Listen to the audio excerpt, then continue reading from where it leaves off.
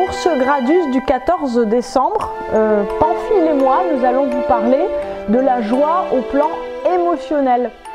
Donc c'est la joie au deuxième niveau. Donc hier déjà nous avons parlé de la joie au plan physique. Donc la joie au plan émotionnel, c'est évidemment une joie de partage. Donc en fait on va commencer justement avec Pamphile. Quand je rentre chez moi le soir ou l'après-midi après être sortie et que je retrouve un animal, voilà, qui est content de me voir, qui me lèche, qui me demande à manger, qui me lave intégralement à vrai dire, en vérité, si vous voulez, il y a une émotion de partage qui vient. C'est-à-dire que qu'est-ce que c'est que la joie au niveau émotionnel? C'est la même chose que d'avoir un ami ou d'avoir en fait quelqu'un qui vous parle, quelqu'un qui fonctionne avec vous. J'expliquais ça en fait à mon petit garçon qui se demande vraiment, c'est un petit garçon de 8 ans, qui se demande à quoi sert un ami. Et il se trouve que j'étais avec une amie très chère qui était avec moi, qui se reconnaîtra, bonjour. Voilà, et en fait, j'expliquais à mon petit garçon la chose suivante, c'est que quand il vous arrive quelque chose qui est heureux ou gai, voilà, ou quelque chose qui est au contraire très très malheureux, le fait d'avoir un ami change tout. Voilà, imaginons vous avez une mauvaise nouvelle, donc il y a quelque chose qui est très difficile, donc déjà prenons Pamphile, voilà, et bien Pamphile en fait il vient me faire un câlin, il vient près de moi comme il est aujourd'hui, il vient se coucher, donc il va rien dire, hein, il va pas résoudre la situation, il va rien changer, mais il va être là. Il va être là avec toute sa force, on va dire, d'amour, de gentillesse, et au fond, il va alléger ma peine. Et c'est tout simplement, si vous voulez, cette espèce de partage qui va, d'une certaine manière, permettre d'ouvrir une nouvelle voie. Alors peut-être pas de résoudre complètement une situation, mais en tout cas de faire un pas en dehors de ce qui est difficile. Quand vous avez une joie très importante, hein, j'en parlais dans une autre vidéo, quand vous avez une joie très importante, si vous n'avez personne avec qui la partager, c'est-à-dire que si vous n'avez personne à appeler, si, voyez, il vous arrive une très très bonne nouvelle, tout à coup, voilà, vous êtes passé par la case départ et vous recevez 20 000 euros net d'impôts, voilà, et vous êtes très très très content, imaginons, parce que vous allez avoir 20 000 euros de plus sur votre compte, c'est merveilleux, vous êtes vraiment ravis, et vous n'avez personne à appeler, et vous n'avez personne à qui le dire. Bah, qu'est-ce que vous allez faire? Bah, vous allez aller au café, et puis vous allez dire à la personne à côté de vous, hein, ou au McDo, ou où vous voulez, et vous allez dire à la personne à côté de vous, bah, il m'est arrivé un truc incroyable, parce que ça va vous brûler les lèvres, il m'est arrivé un truc incroyable, les impôts me reversent 20 000 euros. Et vous allez avoir la personne qui va vous dire « Ah ben dites donc, vous avez de la chance, etc. » Et en fait, vous allez être tellement content que vous allez lui dire « Eh ben écoutez, pour l'occasion, allez, je vous paye un coup ou je vous invite à dîner. » Parce que, effectivement, bah voilà, vous êtes trop content. Et en fait, quand on est content, on a besoin de partager. Ça n'a aucun intérêt, quelque part, de vivre des choses heureuses, d'être, j'allais dire, bah voilà, de vivre tout simplement, s'il ne peut pas y avoir de partage. C'est très important et c'est justement, si vous voulez, j'allais dire, dont souffre notre civilisation, qui est une civilisation extrêmement, comme vous savez, virtuelle. Je regardais comme ça un très intéressant documentaire qui expliquait, c'était une petite jeune femme qui avait quelque chose entre 15 et 25 ans et qui en fait, j'allais dire, voilà, se prenait en photo et se filmait sur Instagram, très très maquillée avant de commencer sa journée et qui se disait, bah, si j'ai eu 10 ou 15 likes sur mon maquillage, ça veut dire que je peux faire ma journée.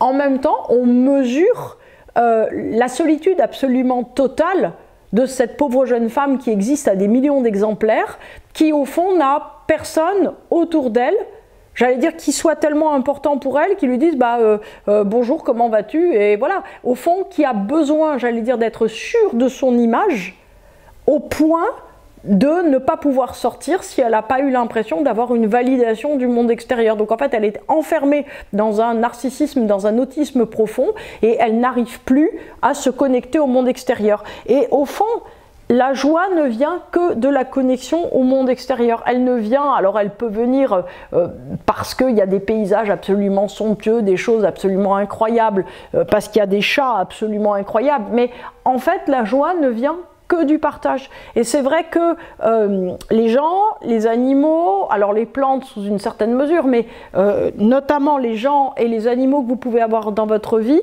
vont constituer des entraves, hein, parce que c'est sûr que quand on a un grand pamphile, on ne part pas en vacances, parce qu'il y a un grand pamphile qui est à la maison et qui ne va certainement pas rester tout seul.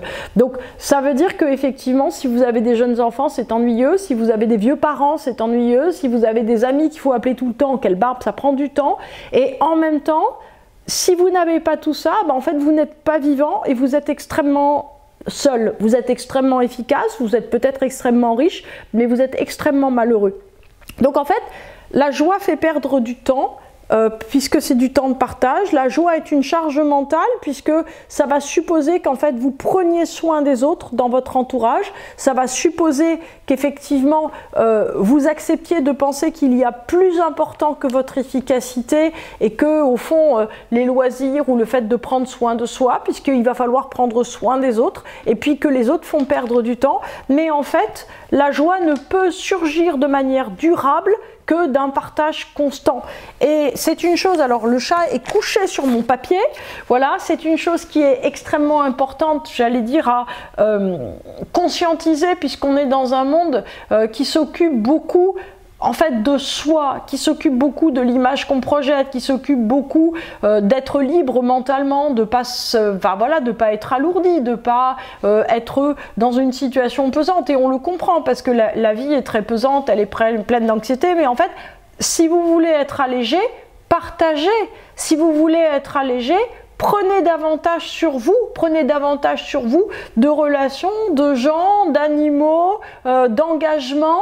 C'est comme ça en fait que vous vous sentirez heureux, c'est pas en fait en faisant un vide sonore où vous n'aurez plus rien dont prendre soin sinon vous-même, parce qu'autrement si vous prenez uniquement soin de vous-même, vous allez être comme cette pauvre petite jeune femme sur Instagram dont effectivement j'allais dire j'ai vu l'interview et qui se filmait avec un film, vous savez, de lumière avec ça, son iPhone au milieu, sans doute version 372 bis, où elle pouvait se prendre en photo très maquillée et où elle avait des espèces de petits smileys qui surgissaient sur son image à longueur de temps, où elle se disait je suis aimée. Non cocotte, t'es pas aimée, t'es juste toute seule dans ta salle de bain à te prendre en photo au milieu d'un rond de lumière. Et en fait c'est très important d'une certaine manière de recadrer vraiment les choses, parce que justement cette notion de charge mentale dont on parle beaucoup aujourd'hui est une notion en fait qui contrecarre la notion même de vie. Vous avez un jardin potager, c'est une charge mentale. Vous avez un chien,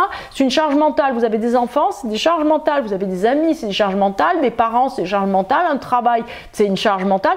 La vie est une charge mentale. La vie est un engagement et une responsabilité, si on veut le dire autrement. En même temps, c'est dans cet engagement et dans cette responsabilité que vous trouverez une joie, un accomplissement. Parce que en prenant quelque part en charge, par exemple, l'anxiété de votre vieille maman à propos de quelque chose, au fond, vous partagez avec elle quelque chose. Partageant avec elle quelque chose, la joie sera d'autant plus décuplée parce que vous aurez traversé son angoisse, parce que vous aurez refait le lien avec elle.